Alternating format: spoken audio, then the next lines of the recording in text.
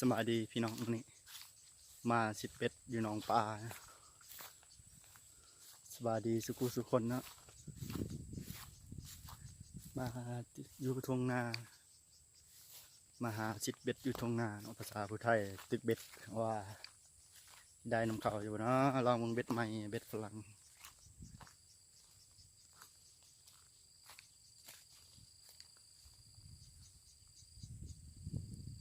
โอ้ทงนาตาอ่อนซ้อนขนาดเลยเสียงนกฮอเก็บเก็บเก็บเก็บ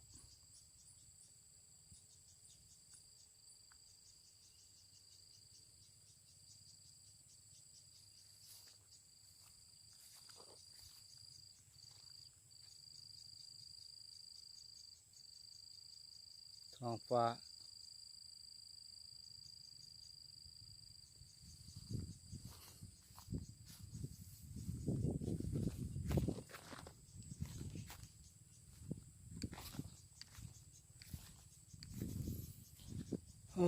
มาได้ออกมานาจะโดดละไปเบิ่งนำกันนะพี่น้องเนาะเดี๋ยวสิตามไม้คันเบ็ดให้เบิ่ง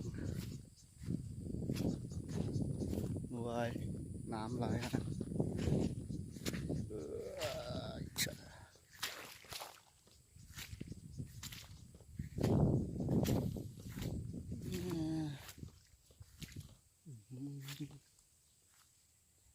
ปลาซิวปลาซิวปลาซิว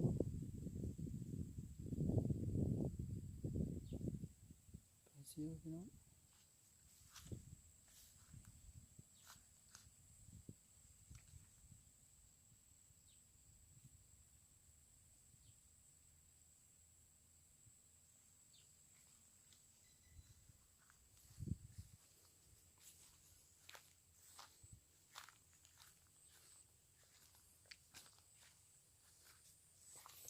มันหนองปลาใหญ่สำเลย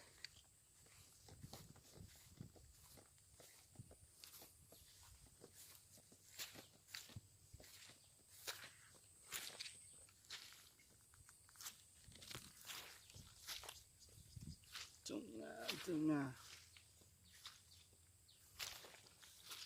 โอ้ใหญ่ขนาดใหญ่ขนาดโอ้ยสิลงตรงไร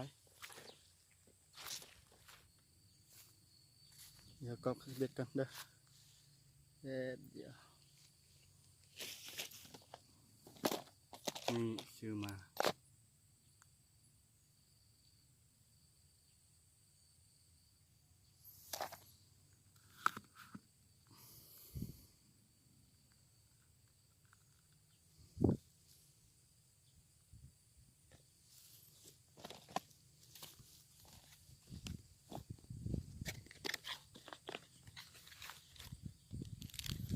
แต่โดนละบ่ได้ใส่ลองเบิ่งที่ได้น้ำเข้าอยู่บ่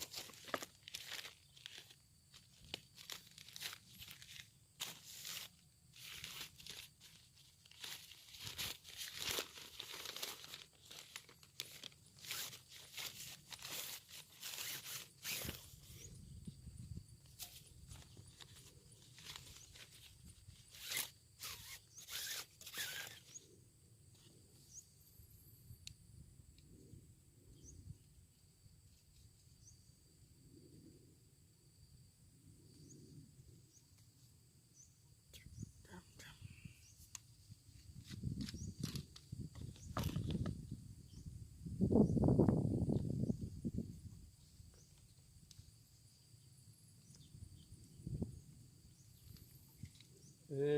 ยลองใส่เบ็ดฝรั่งลองเบิ่งใส่เบ็ดฝรั่งมันสิได้อื้อหืออื้อหืออื้อหือ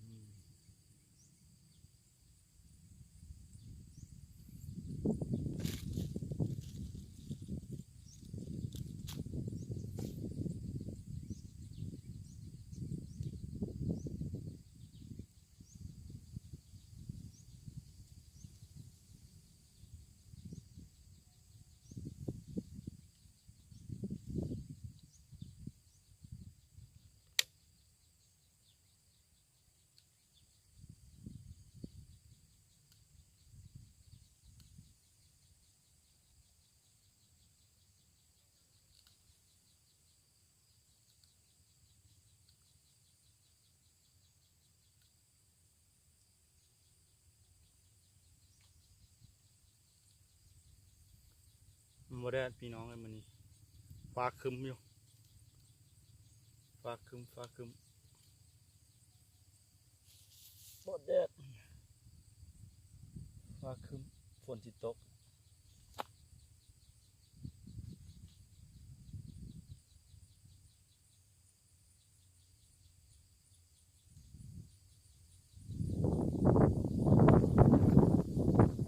ลมพัดเป็นไว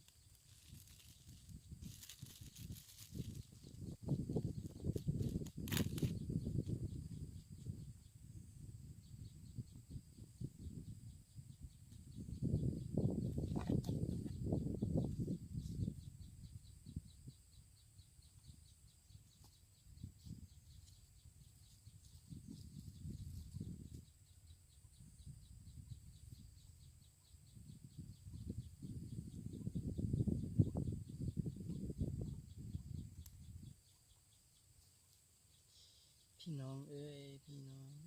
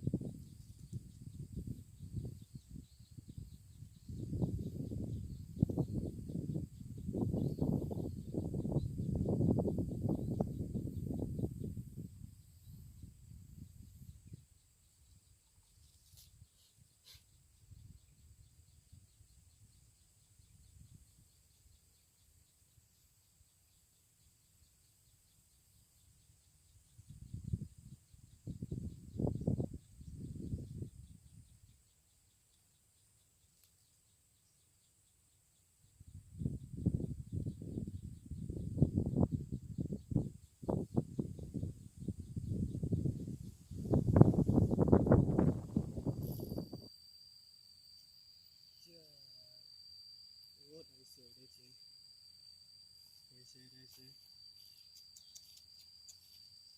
อ่า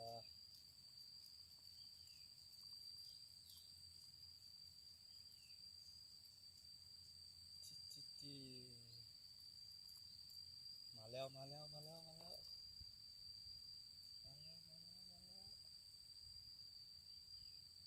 ่ะ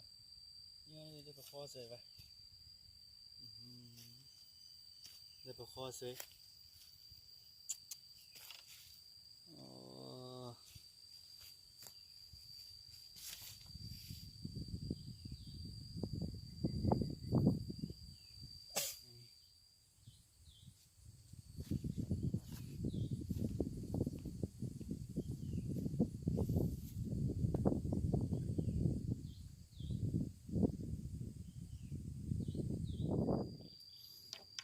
ไม่เด้อวันนี้เด้อหมด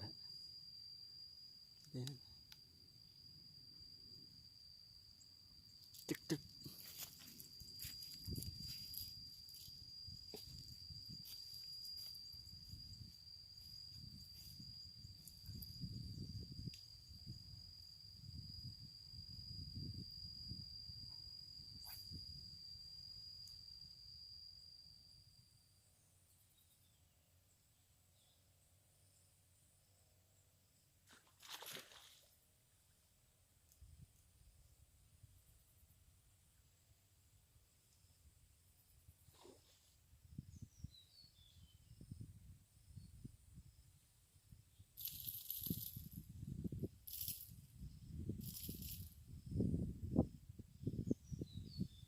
อี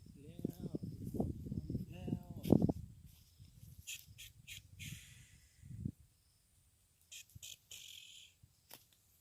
ตัวที่สองเลยเด้อตัวที่สองแล้ว ที่สองแล้ว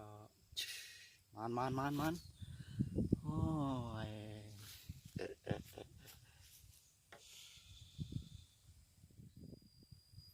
โอ้ยเบ็ดคลองแล้วพี่น้องเอ้ยลงหนองแล้วปะเนี่ยตายห้าละอืม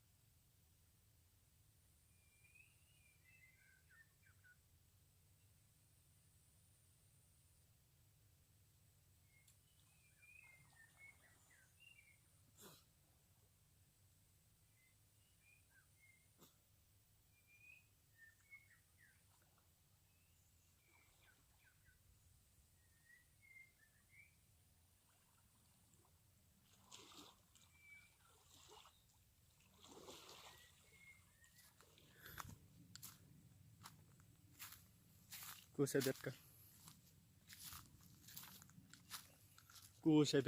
นพี่น้องเบ็ดขาดนะโอ้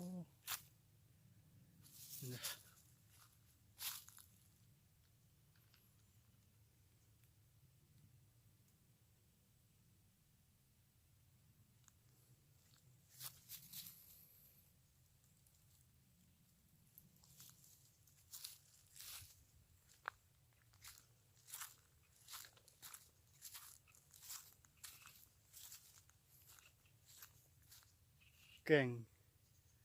พี่น้องเนอะ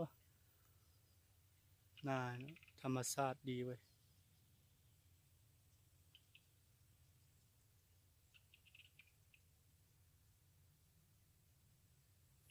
ได้ปลา2 ตัว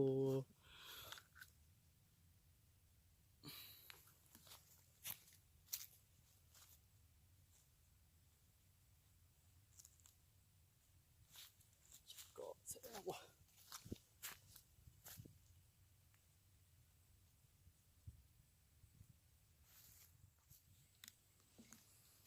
ว่าตัวเองถ่าย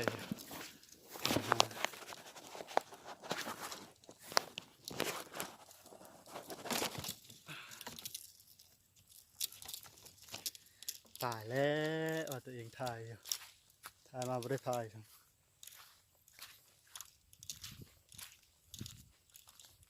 เนาะความสุขเล็กน้อยเนาะวันพัก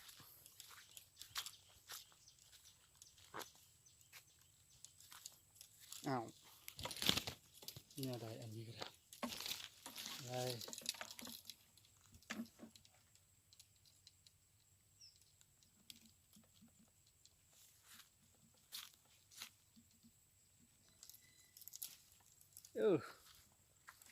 นี่แหละ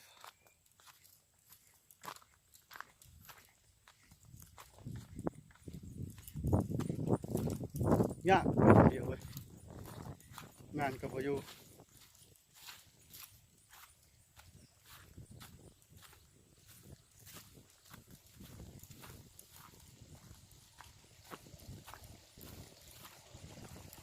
เสียงน้ำไหลจัดพี่น้องเอ้ย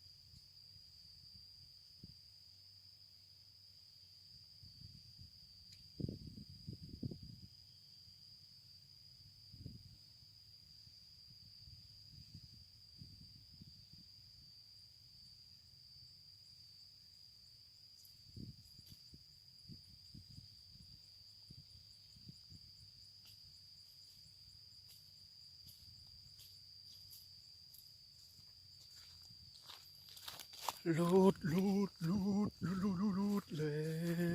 ยเกือบตายบางทีนะลูดเสร็จแล้ว